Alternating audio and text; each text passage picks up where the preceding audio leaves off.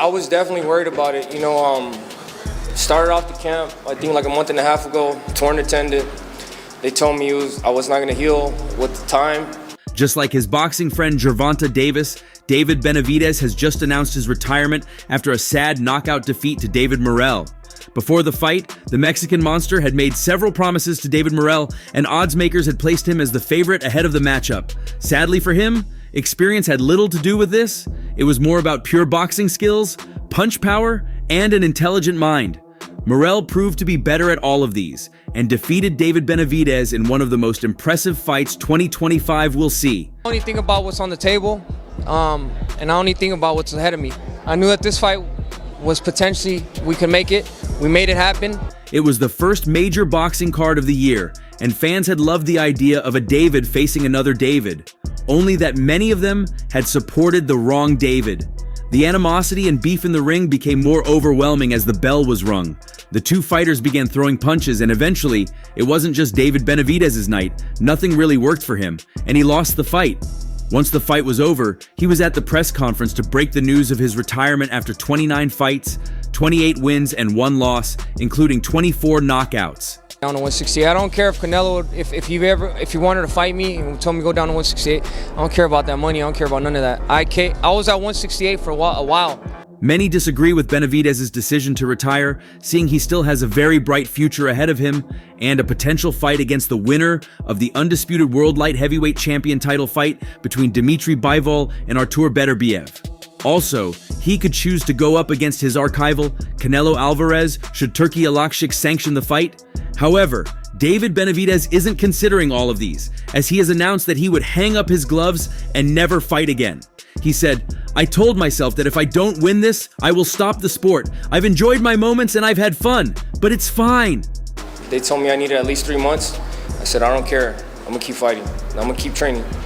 Then I heard this hand. And they tell me, oh, well, you gotta take a break for that. I said, no. This is so much similar to what David Benavidez's boxing pal, Gervonta Davis, said recently. While Gervonta Tank Davis wasn't motivated by a loss, he claimed he would also be done with the sport once 2025 comes to an end. Jose Benavidez Sr., father and trainer of David Benavidez, believes David Morrell is feeling the pre-fight heat, following an ill-tempered final press conference in Las Vegas on Thursday. Tensions reached boiling point in the MGM Grand Arena, with the unbeaten pair and their teams trading insults ahead of their highly anticipated light heavyweight showdown on Saturday night. We train super hard for this fight. In every fight, we have to look impressive in order to keep getting better and better and better. I think David has a lot to prove still. However, Benavidez Sr. quashed suggestions the fiery buildup could serve as a distraction for his charge, insisting Team Benavidez remain focused on the threat posed by the dangerous southpaw Morrell. "No, we're not distracted. We're just excited," Benavidez Sr. told BN. "This is a big fight. These are the fights that we want to fight. A dangerous fight. I always said Morrell is a dangerous fighter, a young left-hander. He had a really good pedigree in the amateurs, and he's a 2-time world champion. So we're not underestimating David Morrell. He's a good fighter, but I believe that David Benavidez is on another level, and I think he's going to show that on Saturday." He's only 27 years old, and we just got to keep winning impressively, in order to keep fighting the best at 175 and 168. What's the highest weight class you've been, David? I think, to be honest with you, I think he could definitely go to heavyweight. Much of the pre-fight discussion has centered around the experience advantage Benavidez enjoys in the paid ranks. Morrell, for all of his amateur pedigree, has only been past 4 rounds on 4 occasions as a professional, all of which at a much lower level than the one he competes at this weekend. Benavidez, meanwhile, has boxed almost 3 times as many rounds as a pro since debuting as a 16-year-old back in 2013, picking up wins over former world champions Demetrius Andrade, Alexander Gvozdyk, and Caleb Plant in the process. It is that disparity in experience and an ability to handle the pressure that comes with a heavily hyped grudge match Benavidez Sr. believes could be the difference on fight night. The plan, and maybe when he's about 30 years old, 31 years old, that's the plan to go to heavyweight. But we're going to keep going to this division little by little. Mr. Benavidez, when you hear I think he's nervous. Their whole team is nervous. We're not nervous. We're happy. David's been in this kind of position with Caleb Plant. That was the biggest rivalry for so many years, and Benavidez did very well. I think that's something that motivates him. He had to grind, he had to struggle, and now we're here. We're not gonna let this guy fucking take everything we've worked hard for. David's gonna do what he's supposed to do, follow the game plan, and keep winning fights. When asked for a final fight night prediction, Benavidez Sr. envisioned a painful night for the Cuban, vowing Morrell would pay for underestimating his son's ability and his pre-fight robot jibes. I think once Morrell feels the power, he's gonna try to box. Honestly, I think it was a good fight, a good turnout, but I don't want to see Mike Tyson fight no more. I think he hopefully hangs it up. I think it was a good show, but shit, he needs to retire. He says David is a robot. He forgot to mention AI robots. I think he's gonna get hit by him all over the place. Uppercuts, hooks, body shots. I'm happy that he's saying that. He's underestimating David. I think his team should say, hey man, you gotta take the damn serious, because David's a good freaking fighter. But no, they all said that he's flat-footed, slow, and a bad fighter. So hey, we're gonna see on Saturday. Morrell had begun to bully Benavidez even before the fight, and many are claiming this was what forced him out of retirement. There was no love lost between red-hot light heavyweight boxing rivals David Benavidez and David Morrell, who came to blows Tuesday just before they swapped slugs for pay in a pro fight when they headline one of the best cards already scheduled for 2025 on the 1st of February at the T-Mobile Arena in Las Vegas.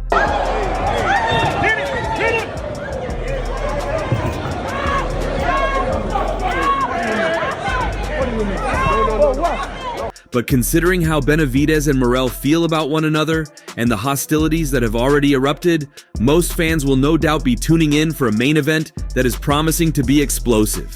For Benavidez and Morrell, it all kicked off during a media workout in Miami as each fighter needed no second invitation to escalate their animosity towards one another.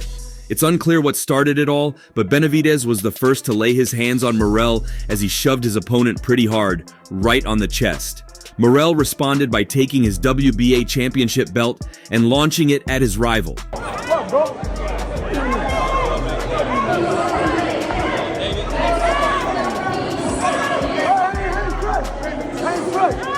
Speaking to reporters after the incident, Benavidez said, in footage Fight Hub TV aired, "I tried to shake his hand, be cool. Last press conference, we had trash talking, but then after, we were shaking hands and stuff.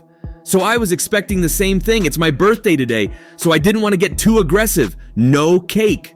I tried to shake his hand and he kept running his mouth and I wouldn't let anyone disrespect me like that. I don't know who this guy thinks he is. Thinks he's the hardest person on this planet, and I'm gonna beat the hell out of him."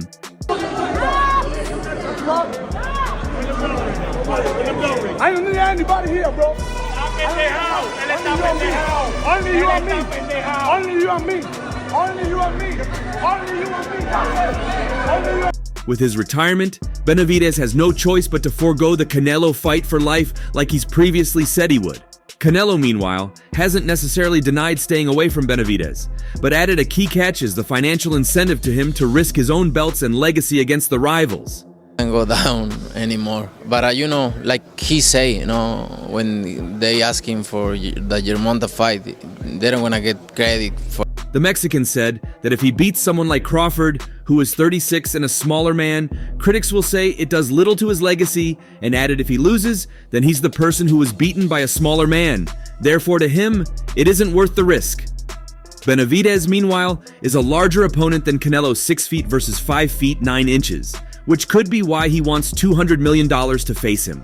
Hence, David Benavidez decided to break from the waiting game some months ago, informing the World Boxing Council that he will surrender his super middleweight mandatory status to Saul Canelo Alvarez and retain the light heavyweight title mandatory. Lukowicz had said Benavidez will take a fight against a non-champion. This is the harder fight for you between Bivol and Beterbiev. Who presents the more difficult fight?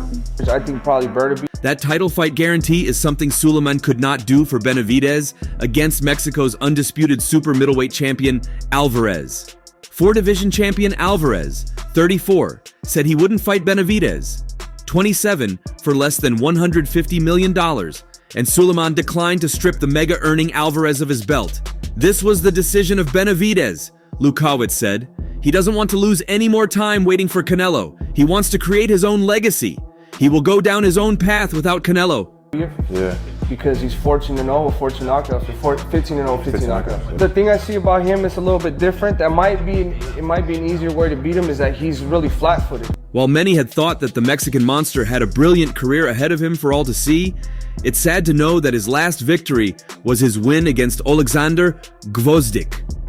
Alexander Gvozdyk might be known as the Nail for his offensive abilities, but he could now have the nickname based on his being as tough as nails after a 12-round battle with David Benavidez. The 37-year-old Gvozdyk soaked up everything Benavidez could dish out, serving as a hostile welcoming committee for the super middleweight who was moving up to 175 pounds in pursuit of new challenges. And that's all for now.